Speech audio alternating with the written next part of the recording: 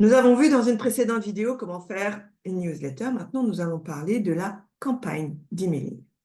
Qu'est-ce qui est différent dans la campagne? Je vous conseille d'aller voir la précédente vidéo où je vous explique bien la différence entre newsletter et campagne. N'hésitez pas à regarder ça, c'est sur ma chaîne YouTube. Et la grande différence, c'est qu'on va en faire plusieurs et on va les faire les unes après les autres.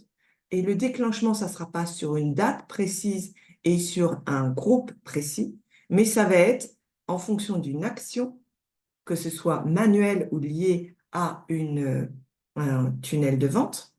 Et après, chaque mail va se déclencher dans un délai par rapport au mail précédent. Dans System.io, à chaque fois qu'il y a des séquences, donc des notions je déclenche quelque chose après un autre événement, c'est toujours par rapport à l'événement précédent. Donc, ce que je vais faire, plutôt que de partir à la création, je vais partir d'une campagne que j'ai déjà faite pour vous expliquer le processus, sachant que si vous voulez voir comment faire un email, eh bien, je vous invite à aller voir la vidéo sur la newsletter qui détaille exactement comment on fait un email sur System.io. C'est parti pour mon partage d'écran. Pour voir les newsletters, on est dans Email, Newsletter. Pour voir les campagnes, c'est Email, Campagne. Voilà, donc là, on a un certain nombre de campagnes, d'accord, avec un certain nombre de mails qui sont faits. Par exemple, on va prendre euh, cette, euh, on va prendre celle-là, d'accord, qui est une offre et c'est une annonce pour des prospects. Faites toujours très, très attention à comment vous nommez les choses, comment vous nommez vos campagnes, comment vous nommez vos tags, comment vous nommez vos tunnels pour pouvoir les retrouver facilement. Parce que vous voyez, ici, à nouveau, je n'ai pas de possibilité de faire des recherches parce que je n'ai pas de module de recherche. Donc, utilisez toujours votre des noms qui vont vous parler facilement. Donc là, je vais dans l'offre Harmonie Web Prospect. Je vois que la description, prenez le temps de mettre la description quand vous faites une campagne, le nombre d'emails. Alors, évidemment, quand on veut créer une campagne, c'est le fait de créer. Vous avez le nom, vous avez l'adresse de l'expéditeur. Bon, en général, c'est l'adresse du domaine. Et vous mettez une description. D'accord? Et à partir de là, se commence à la création d'un premier mail. Exactement comme pour une newsletter. Prenez le temps de mettre le nom et la description. Parce que autant pour le moment, quand vous êtes dans la création, eh bien, ça vous semble évident, autant quand vous serez un petit peu dans 2, 3, 6 mois, vous vous en souviendrez pas. Là, on va faire la campagne test, description, pour ma vidéo. Je sauvegarde.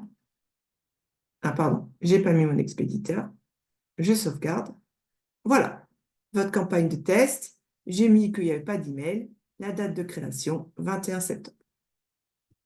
Si je vais dedans, oups, c'est normal. Donc, je vais créer mon premier mail. Et là, on retrouve exactement la même chose que quand on avait la newsletter. Le sujet, mail 1. L'expéditeur, on va mettre Isaura. On va mettre l'éditeur classique ou l'éditeur visuel. Toujours éditeur visuel. Et on se retrouve avec le template, pareil, comme je vous ai dit dans la newsletter, avec le template le plus simple et le deuxième. Vous sauvegardez.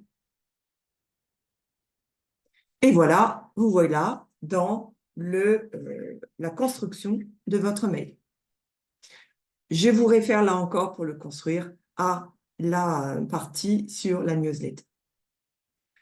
Imaginons que votre campagne soit correcte. Vous allez sauvegarder les modifications et sortir. Quand vous sortez, vous retrouvez sujet aperçu. Donc là, moi, je n'ai rien travaillé, hein, le corps. Et ici, on va dire, pardon, on va enregistrer et publier. Et là, on va dire que cet email, c'est le premier de ma séquence.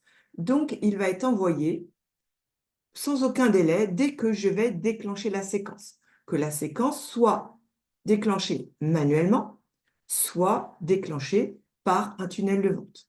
Parfois, on peut dire qu'on va le déclencher peut-être 15 minutes ou à 1 heure bien précise. Supposons que je mette à 1 heure bien précise, par exemple à 8 heures.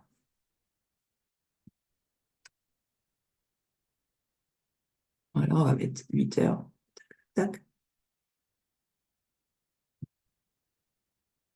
On peut également décider le jour de la semaine où ça doit être envoyé, d'accord? Et que, là je vais mettre 0, on va mettre à 8 heures, que j'active.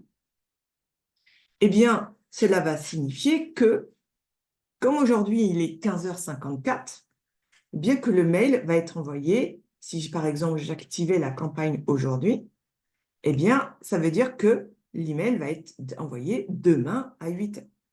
Donc, faites très attention avec cette notion d'horaire, parce que selon comment vous activez la campagne, eh bien, si c'est tout de suite à une certaine heure et que la date d'activation de la campagne, elle est postérieure, eh bien, ça sera le lendemain à 8 heures.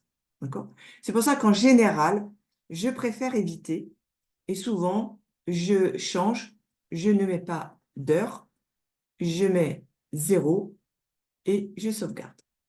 On sort, on voit que le mail 1 est sans délai. Et pour le moment, bah, on n'a pas de contact puisque de toute façon, j'ai inscrit personne à ma campagne. Si je veux aller plus loin, je vais cette fois-ci, puisque j'ai fait un effort pour mettre mon mail en forme, d'accord? Je vais ici aller dans les 3 petits points, dupliquer. Et là, je vais évidemment, dans le cadre de notre travail, mettre mail 2. D'accord? Et là, je vais faire enregistrer. Je fais normalement les modifications. On va faire enregistrer et publier. Et là, je vais dire que je veux que ce soit X jours, par exemple, 2 jours après le premier mail. J'active, je sauvegarde, je sors. On voit que mon mail 1,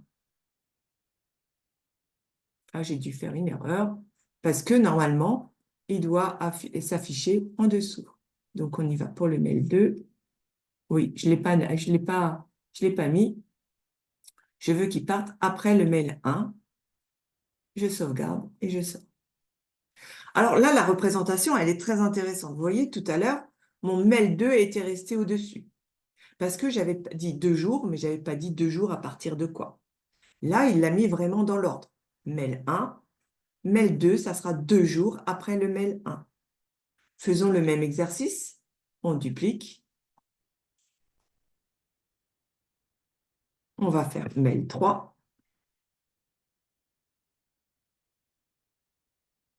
J'enregistre et je publie.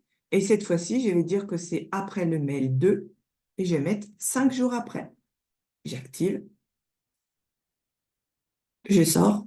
On voit bien que le mail 3 est 5 jours après le mail 2. Vous pourriez dire que c'est 5 jours après le mail 1.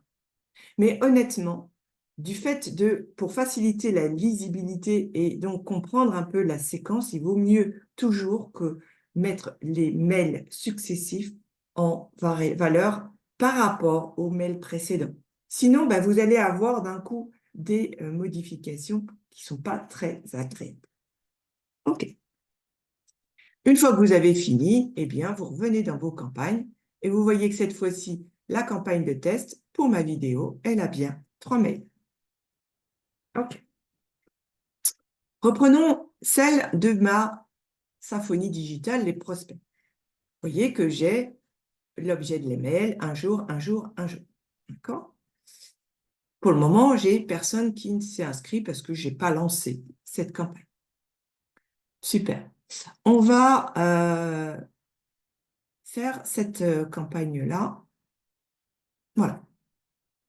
Dans cette campagne-là, il y a eu un certain nombre de personnes qui ont reçu les mails. Vous voyez qu'ici, il y a 398 personnes qui ont reçu l'email et il y a eu un taux d'ouverture de 39. 3 jours plus tard, il y en a eu 394 et voilà, 38%. Et puis, petit à petit, 390. Pourquoi? Déjà, ça permet de voir que, certes, il y en a de moins en moins, mais pourquoi? Parce que des gens se sont inscrits éventuellement à l'atelier de juillet. Et comme là, c'est l'appel à l'inscription, eh bien, les personnes qui se sont inscrites à l'atelier, au fur et à mesure, je leur dis, dans ma logique, je dis, ceux qui se sont inscrits à l'atelier, je ne les mets plus dans la liste des appels à l'inscription. D'accord? Mais ce qui est intéressant, c'est que on voit les taux d'ouverture. Et celui-là, il n'a pas été envoyé, il est inactif, donc on le voit, il est en vert, donc évidemment, j'ai 0. Pourquoi je vous dis ça? Parce que c'est exactement comme dans les newsletters, il est important de voir quand est-ce que les personnes ont reçu d'emails. D'accord? Et puis, qui l'a lu, qui a cliqué. D'accord? Là encore, j'essaye de vous faire des vidéos les plus pratico-pratiques.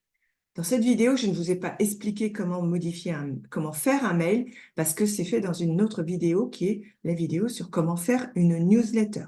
D'accord? Là, c'est vraiment pour essayer de comprendre la logique des campagnes et du séquencement des campagnes les unes par rapport aux autres. J'espère que tout ça vous a plu, que cela vous permet d'avoir plus de visibilité sur comment fonctionne votre outil et quelle est la logique qui est sous-jacente. Et je vous souhaite une excellente journée. Et si vous aimez ça, abonnez-vous à ma chaîne. À très bientôt.